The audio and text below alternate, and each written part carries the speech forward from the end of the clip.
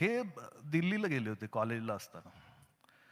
आणि कॉलेजला असताना पुस्तकं घ्यायला दिल्लीला गेले होते UPSCची. एका हॉटेलमध्ये थांबले छोट्या आणि 2 दिवसांचा मुक्काम होता. आदल्या दिवशी पुस्तक घेऊन जायला तो वेटर आला हॉटेलमध्ये आणि साहेबांना प्रेमाने म्हटला, "साहेब बियर आणू का?" आता एवढा प्रेमळ माणूस तुम्हाला भेटलाय, की "साहेब बियर आणू का?" तर साहेबांनी हॉटेल सोडलं, त्याच रात्री परत आले. दिल्ली सोडून संभाजीनगरला आले. बियर आणू का म्हणलं? म्हणजे का का असं? चांगुलपणाची काही किंमतच नाही. तो एक मोठा वेगळाच किस्सा आहे म्हणजे. अ, मला अचानक आता तुम्ही बोलला म्हणून तो आठवला.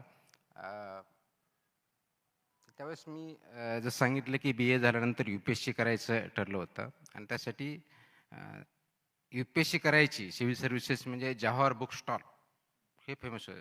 एक तर ते पोस्टाने मागायचे किंवा तिथं जायचं आणि विकत घ्यायची. दिल्लीमधलं जवाहर बुक स्टॉल व्हेरी वेल नोन, म्हणजे तत्कालीन जे कोणी अभ्यास करतील, आता मला माहीत नाही आहे की नाही ते, पण त्यावेळेस होतं. कारण त्यावेळेस अशा नेट आणि ही काही परिस्थिती नव्हती. आणि भाऊनी सांगितलं की तू जा आणि पुस्तक घेऊन ये सगळे. म्हणजे मला विषय होते हिस्ट्री आणि पॉलिटिकल सायन्स, माझे विषय होते जनरल स्टडीजचं आणायचं होतं. भाऊचा सांगण्याचा उद्देश होता असा की तू 2-3 दिवस राहशील, तिथले काही क्लासेस वगैरे बसतील, तिथले काही इंटरॅक्शन करशील. म्हणून गेलो. तर ते करताना आय थिंक ही घटना आहे 96-97ची. ते करताना प्रथम रेल्वेमध्ये बसण्याचा प्रसंग तो 96-97ला औरंगाबादहून मनमाडला आणि मनमाडहून दिल्लीला असा तो प्रवास होता. तोपर्यंत मला ते रेल्वे स्टेशनला मी कधी गेलेलो नव्हतो. अगोदर फक्त एवढंच माहिती आहे की बीडहून औरंगाबाद जाताना जे रूट जातो त्याच्यावर बस थांबली आणि रेल्वे जर गेली समोर तर तेवढी रेल्वे बघितलेली. त्याच्यामुळे ते बोगी नंबर कसा वाचायचा, तो बोगी काय हे पण आयडिया नव्हती. गेलो, तिथून गेल्यानंतर मनमाडहून तिथं पोहोचलो. तिथं सर्वसाधारणपणे आय थिंक दुपारच्या आसपास पोहोचलो असेल. आणि मग तिथं पहाडगंज म्हणून एरिया आहे, अगदी रेल्वे स्टेशनच्या बाजूलाच आहे. तिथं वॉकिंगवर गेल्यानंतर फ्रेश होण्यासाठी गेलो. फ्रेश होण्यासाठी गेल्यानंतर गेलो, मला पटकन जायचं होतं. आंघोळ केली आणि जवाहर बुक डेपोला गेलो. जवाहर बुक डेपोन घेतले, इंटरॅक्शन केली. JNU मध्ये गेलो नाही, जायचं होतं. वापस आलो, संध्याकाळ झाली तर सर 5च्या आसपास झाले असेल. तो वेटर आला, तर तो आल्यानंतर तुम्ही जसं म्हणलं की बियर लावू क्या. आता बियर लावू क्या म्हटल्यानंतर मला असा संताप आला की याला काय वाटलं मी दारू पितो असं होतं का. आता मला त्यावेळेस बियर दारू हा काय प्रकार माहीत नव्हता. म्हणजे दारू पिता तेवढं, दारूमध्ये प्रकार असतात हे मला माहीत नाही. बियर आहे का आणखी काय आहे काय माहीत नव्हतं, म्हणजे अजूनही माहीत नाहीत. मला एवढा राग आला. आणि सर्वसाधारणपणे मराठवाड्यातले जे जिल्हे आहेत तिथल्या लोकांना हिंदी बोलता येतं, कारण निजामच्या काळामध्ये असल्यामुळे ती एक सवय आहे, जनरली हिंदी बोलतात. मग ते मी रागात त्याला विचारलं, क्या समझा अपने आप को आपने, मुझे बियर पूछते हो. ऐसा क्या हुआ, तो बियर ही तो पूछ रहा हूँ, दूसरा क्या कर रहा हूँ. आणि ॲक्च्युली त्या दिवशी माझं तिथलं हॉटेलचं बुकिंग होतं, राहायचं होतं, आणि दुसऱ्या दिवशी JNUला जायचं होतं आणि इंटरॅक्शन करायची होती मुलांबरोबर किंवा इथं काय करायचं होतं. मैं तुम्हारे यहाँ नहीं रहूंगा, बॅग पॅक केली, लगेच रेल्वे स्टेशनला निघालो. त्याच्यामध्ये इथं कसं काय बियर कसं काय पाहू शकतात मला, म्हणजे इकडं फक्त बियरचं कल्चर आहे आणि इथं आपण अभ्यास करायचा. मला नाही करायचं. जेवढे पुस्तकं आणले होते बॅग घेतली, तिथून रेल्वे स्टेशन घातलं. माझं तिकीट नव्हतं. मला अजून आता KK एक्सप्रेस आहे, कर्नाटक एक्सप्रेस म्हणतात ती गाडी, ती रात्री 9 वाजायच्या आसपास काहीतरी असते. ते तिकीट काढलं. रिझर्वेशन भेटण्याचं काही कारण नव्हतं. KK एक्सप्रेस त्यावेळेस नेहमीच फुल असायची, अजूनही कदाचित शेवटच्या मोमेंटला तिकीट भेटण्याचं कारण नाही. आणि मग तिकीट काढताना मिळेगा नाही म्हटलं, काय करायचं. तर तुम्हाला तिकीट जो आहे तो तिथं पेमेंट करून देईल रिझर्व करून. म्हटलं ठीक आहे. ते काय भेटलं नाही. जनरल डब्यात, you will not believe, general डब्यात टॉयलेटच्या समोर दिल्लीपासून आय थिंक भुसावळपर्यंत तसंच आलो. भुसावळला उतरून बस पकडली, जळगावला गेलो, जळगाववरून औरंगाबादला आलो. पण मी तिथं काही थांबलो नाही. हा माझा पहिला दिल्लीतला अनुभव आणि त्या बियरचा अनुभव. सर प्रश्न बिअरचाच निघालाय. वातावरणही चिल्ड आहे. तर सेवन करण्यामध्ये दारू पण येते. तुम्ही सगळ्या कारवाया खाण्यावरच करणार आहेत का?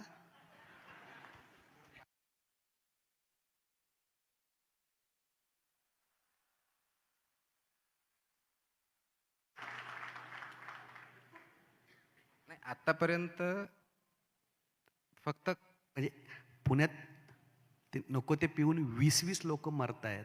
अत्यंत गंभीर प्रश्न आहे म्हणून खरा विचारला. नाही, हा गंभीर प्रश्न आहे.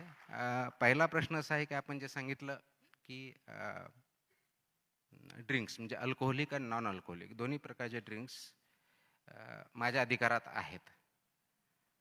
त्याचं क्वालिटी, त्याचं लेबलिंग, त्याचं मॅन्युफॅक्चरिंगचे ज्या काही प्रोसेसेस आहेत ते FDA अधिकारात आहेत. ते लाईनमध्ये आहे. कारण सध्या जरा जास्तच काम आहेत, पण ते प्लॅन केलेलं आहे. याच्याच अनुषंगाने सांगायला आवडेल की ज्यावेळेस मी हे काम सुरू केलं FDAमध्ये त्यावेळेस आम्ही एक टोल फ्री नंबर दिलेला आहे आणि टोल फ्रीमध्ये कंप्लेंट ज्याला असतील ते करायचे. एक 8-10 दिवस झाल्यानंतर माझे कर्मचारी एक दिवस माझ्या ऑफिसमध्ये आले, कारण तो 24/7 टोल फ्री नंबर आहे. जे कंट्रोल रूममध्ये बसतात, रात्री अटेंड करतात, ते आले म्हणलं सर भेटायचं आहे. म्हणलं बोला काय इश्यू आहे. तर ते म्हणे जरा रात्रीची ड्युटी मला सकाळी भेटेल का? म्हणलं काय झालं? नाही रात्री थोडा त्रास होतो. म्हणलं उलट कमी कॉल येत असतील, इथं पण दिवसभर जसे मान तसे पण नसतील. नाही तसं नाही. म्हणजे काय इश्यू? म्हणजे विचित्र कॉल येतात. म्हणलं विचित्र कॉल म्हणजे नेमकं काय होतं? काय नाही, सर्वसाधारणपणे 11-12च्या दरम्यान 1च्या दरम्यान फोन कॉल येतात आणि म्हणतात तुकाराम मुंढे साहेबांचा नंबर द्या, आम्हाला त्यांच्याशी बोलायचं आहे. ते सांगतात नंबर तर आमच्याकडे नाही आहे आणि तुमची काय कंप्लेंट असेल सांगा, आम्ही तशी त्याप्रमाणे नोट डाऊन करतो, कारवाई करतो. ते 1-2 वेळेस सांगतो, ते काय ऐकत नाही. मग शेवटला म्हणतात तुमची टीम पाठवा इथं. म्हणजे कुठे पाठवायची? म्हणजे मी सध्या ड्रिंक घेतोय, ड्रिंकची टेस्ट बरोबर नाही आहे. आणि हे लिटरली घडलेलं आहे. म्हणजे याच्यात काही अतिशयोक्ती नाही, लिटरली घडलेलं आहे. आता ड्रिंकच्या टेस्ट कमी जास्त होतात हे काही मला माहीत असण्याचं कारण नाही, काय मी कधी ड्रिंक घेतलेलं नाही आहे. परंतु तो इश्यू आहे. म्हणजे ड्रिंकमध्ये सुद्धा अडल्चरेशन असतं, सबस्टँडर्ड असतं, भेसळ असते, हे त्याच्यामध्ये आहे. आपण ज्या ट्रॅजेडीचा उल्लेख केला त्या ट्रॅजेडीमध्ये बेसिकली ज्याला गावठी दारू जे काय म्हणतात, तर त्याच्यामध्ये केमिकल्स मिक्स करून अशा प्रकारच्या घटना घडतात आणि त्याच्यामुळे अनफॉर्च्युनेटली खूप मोठे चुकीच्या घटना घडलेल्या आहेत. इथली ज्यावेळेस घटना घडली त्यावेळेस मला टेक्स्ट आला, व्हॉट्सअप किंवा मेसेज आला. इमिजिएटली त्यावेळेस माझ्या अधिकाऱ्यांना सांगितले चेक करा पुण्यामध्ये जी घटना घडली तिथलं काही केमिकल यूज केलं आहे का आणि कुठलं केलं आहे. माहिती पडल्यानंतर केमिकल यूज केलं असं प्रायमरी रिपोर्ट होता. केमिकल इंडस्ट्री जे आहेत मिथिल बेसिकली ती माझ्या कंट्रोलमध्ये, म्हणजे असे जे 7 प्रकारच्या एक केमिकल आहेत जे की पॉयझनस सबस्टन्शियस म्हणतात त्याला, ते माझ्या कंट्रोलमध्ये आहेत. आणि ते कंट्रोलमध्ये असल्यामुळे त्याची माहिती घेतली. ती नवी मुंबईत दिसलं, त्याचं गोडाऊन आय थिंक भिवंडीला भेटलं. इमिजिएटली त्याच रात्री आम्ही इन्स्पेक्शन केलं, सील केलं, FIR केला आणि पुढची कारवाई केली. त्याच्यानंतर आता मग सगळ्या जेवढ्या आपल्या महाराष्ट्रातल्या जवळजवळ 800-900च्या आसपास अशा इंडस्ट्री आहे की त्यांचं आमचं लायसन्स आहे, त्याचं इन्स्पेक्शन केलं, बरेच त्याचे सस्पेंड केले. आता त्याची पुढची कारवाई चालू आहे. आम्ही ऑटोमेशन पण करणार आहोत. मुळामध्ये चुकीच्या पद्धतीचं केमिकल वापरून आणि त्यांना तिकडे डायव्हर्ट करण्याचा अधिकार नाही की जे फक्त मेडिसिन्ससाठी किंवा कॉस्मेटिक्स किंवा इंडस्ट्रीमध्ये काही केमिकल लागतं त्यांना यूज करण्यासाठी त्या पॉयझनस सबस्टन्सेस ॲक्टखाली जे काही 7 आता आहेत त्यांना आपण परमिशन देत असतो. तर इथून पुढे ते ऑटोमेशन कसं होईल, म्हणजे तिथून जाणारा प्रत्येक इनव्हॉइस जो असेल तो ज्या ठिकाणी जातो त्याचा डेटा त्यांनी आजही मेंटेन रजिस्टरमध्ये करणं अपेक्षित आहे, पण इथून पुढे तो ऑटोमेशनच्या माध्यमातून आपल्याला कळेल. अशी व्यवस्था करूया जेणेकरून ते डायव्हर्ट होणार नाही, असा आमचा प्रयत्न त्याच्यामध्ये चालू आहे. आता आम्ही काय बातम्या वाचतोय, ओल्ड मंकवर पण कारवाई झाली आहे. आता इथून पुढे बऱ्याच ब्रँडवर आता लोकांची ही तक्रार राहणार नाही का ही घेतल्यानंतर चढत नाही. कारण असे अनेकदा तक्रारी येताना दिसतातच. तर ओव्हरऑल उद्या असं नाही होणार ना का तुम्ही एक्साईजच्या ह्याच्यात पाय घालतायत आपलं? नाही, एक्साईज डिपार्टमेंटमध्ये त्यांचा रोल टॅक्सच्या बाबतीत आणि त्यांच्या लायसन्सच्या बाबतीतचा आहे. माझा रोल त्याच्या क्वालिटीच्या बाबतीत, इन्ग्रेडियंटच्या बाबतीत, ब्रँडिंगच्या बाबतीत आणि मार्केटच्या बाबतीतला आहे. तर क्वालिटीबद्दलच बोलत होतो सर. Yes, yes. त्याच्यामुळे क्वालिटी जे प्रोडक्शन असेल, जे सेल असेल, तर त्याच्यावरती काम करण्याची गरज आहे. ते आम्ही त्याचा अभ्यास पण केलेला आहे. त्याचे रेग्युलेशन्स आहेत, ते इम्प्लिमेंट करायचे आहेत. आजच्या डेटला, कारण अजूनही खूप मोठ्या प्रमाणात ती फूड सेक्टरवरती, आपल्या वेगळ्या सेक्टरवरती, जसं आपण प्रोहिबिशनवरती काम केलं, हॉटेल्सवरती काम चालू आहे, दुधावरची चालू आहे, पनीरवरती चालू आहे, ऑइलवरती इन लाईनअप आहे, एडिबल ऑइल ज्याला मग ते सगळे आहेत. तर ह्या फूड सेक्टर एवढा मोठा फास्ट विषय आहे की आपण जेवढ्या गोष्टी खातो त्याची क्वालिटी म्हणण्यापेक्षा ही स्टँडर्ड आणि त्याची सेफ्टी हा FDA चा ओव्हरऑल रोल आहे. त्याच्यामुळे फूड सेफ्टी आणि फूड स्टँडर्ड्स हा अत्यंत जिव्हाळ्याचा विषय सर्वांचा असतो. अनफॉर्च्युनेटली आपल्याकडं काय झालेलं आहे की आपण बाहेर खायला जाताना मला टेस्टी खायचं आहे, मला स्पायसी खायचं आहे, मला असं खायचं आहे, ऑइली खायचं आहे, ही आपल्याला एक फूड हॅबिट झालेली आहे. आणि I think we need to really to it. आपल्याला ते रुलूक करणं गरजेचं आहे. म्हणून प्रथमतः जे कन्झम्पशन खूप कॉमन मॅच सर्वजण करतात तो एरिया आम्ही चूज केला प्रायोरिटीवरती. मग ते दूध असेल, हॉटेल्स असतील किंवा आता ऑइलच्या बाबतीतलं असेल. परंतु सगळे जे फूडचे प्रकार आहेत आणि सगळे जे बेव्हरेजेस म्हणजे अल्कोहोलिक आणि नॉन अल्कोहोलिक हे आहेत, हे सुद्धा आपल्याला कारवाई करायची आहे. प्रश्न असा आहे की आपण, कारण क्वालिटी ही खूप सब्जेक्टिव्ह टर्म आहे, पण स्टँडर्ड्स आणि सेफ्टी ही ऑब्जेक्टिव्ह टर्म आहे. आणि स्टँडर्ड्सप्रमाणे फूड असावं. जे काही स्टँडर्ड डिसाइडेड आहे ते स्टँडर्ड डिसाईड करण्याची एक पद्धत आहे. सायंटिफिक कमिटी असतात नॅशनल लेवलला, food safety and standards authority of India ज्याला म्हणतो, तिथं ते ठरवले जातात आणि मग त्याचे नियम बनतात की हे पदार्थ असे जे कोणत्या स्टँडर्डचे असतील. ही पद्धत आपल्याकडे 2011च्या पूर्वी नव्हती. कारण 2011 पर्यंत prevention of food adulteration act होता, म्हणजे ज्याला भेसळ प्रतिबंधित कायदा असं म्हणू, 1954चा, आणि ते 1955चे रूल होते, त्यानुसार आपण चालवत होतो. 2006ला हा नवीन कायदा पास झाला, 2011 पासून त्याचं इम्प्लिमेंटेशन सुरू झालं. आणि म्हणून हा पूर्णपणे ट्रान्सफॉर्मेटिव्ह ॲक्ट 360 डिग्रीचा चेंज 2011 पासून आला. कारण फक्त भेसळ थांबवणे आणि आत्ता फूड प्रत्येक आयटम हा स्टँडर्ड आणि सेफ आहे याप्रमाणे बनवणे आणि त्याप्रमाणे सर्व करणे, हा जो भाग आहे यासाठी वेळ लागतोय तो. ऑब्व्हियसली याच्यामध्ये फूड बिझनेस ऑपरेटर जे आहेत, धंदा करणारे व्यावसायिक आहेत, यांना चेंज करावं लागेल. ॲज अ फूड रेग्युलेटर आमची जी FDA म्हणून काम करतो त्यांनाही त्याच्यामध्ये चेंज व्हावं लागेल. आणि सर्वात महत्त्वाचं म्हणजे ज्यांच्यासाठी हे फूड चाललेलं आहे, हे जे नागरिक आहे, जे कंझ्युमर्स आहेत, यांनी सुद्धा त्या बाबतीत अवेअर होणं, सजग राहणं आणि क्वेश्चन करणं, या तिन्ही फ्रंटवरती काम करावं लागेल. त्याच वेळेस आपली जी इकोसिस्टम आहे ती व्यवस्थित काम करेल. आपण जर बघितलं असेल तर डिजीज बर्डन एक प्रकार असतो, ज्याला आपण टर्म आहे. 1947 म्हणजे इंडिपेंडन्सच्या आसपास भारतामध्ये कम्युनिकेबल डिजीजचं प्रमाण जवळजवळ 70% आसपास होतं.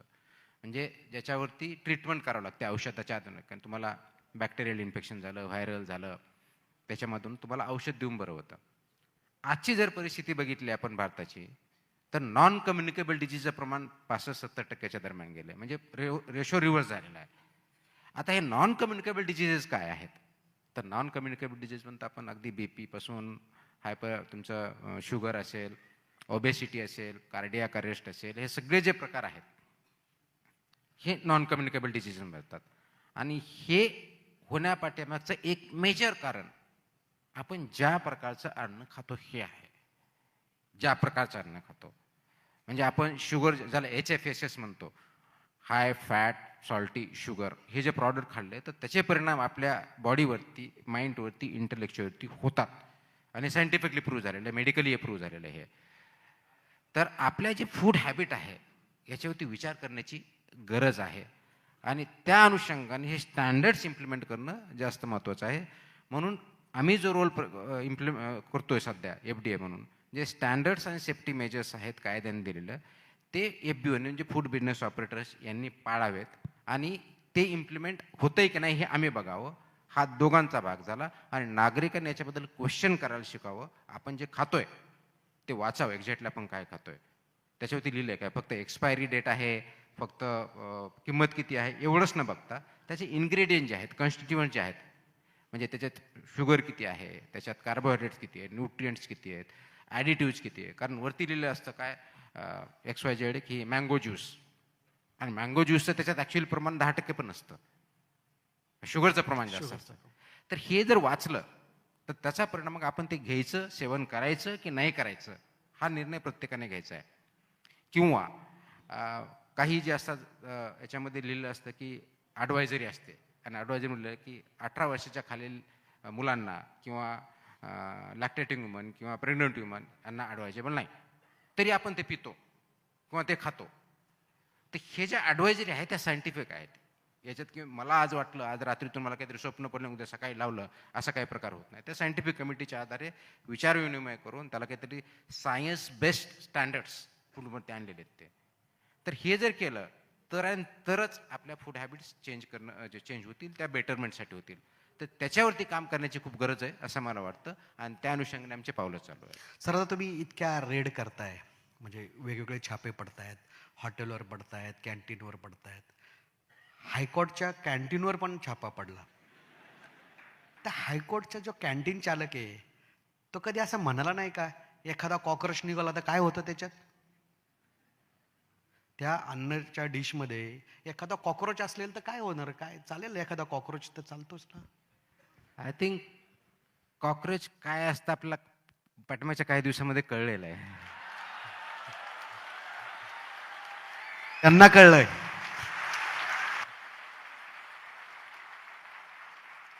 कारण कॉकरोच असा आहे, त्याला कुठेही फेका, तिथून तो जन्म घेतो लगेच. तर ती जी जोक्स अपार्ट, पण ती जी हायकोर्टाच्या कॅन्टीनवरती जे इन्स्पेक्शन झालं, it was as per the directive of the high court only. की आदल्या दिवशी काही ते हिअरिंग झाली होती. त्या हिअरिंगमध्ये काहीतरी विषय आला की तुम्ही फक्त प्रायव्हेटवर करता का, government establishment, semi government establishment याच्यावर करता? आम्ही सांगितलं आम्ही सगळीकडेच करतो. मग आमची तपासली आहे का? तर ते म्हणले नाही आहे. तपासून घ्या. म्हणून आम्ही दुसऱ्या दिवशी जाऊन तपासले. एवढंच केलं बाकी.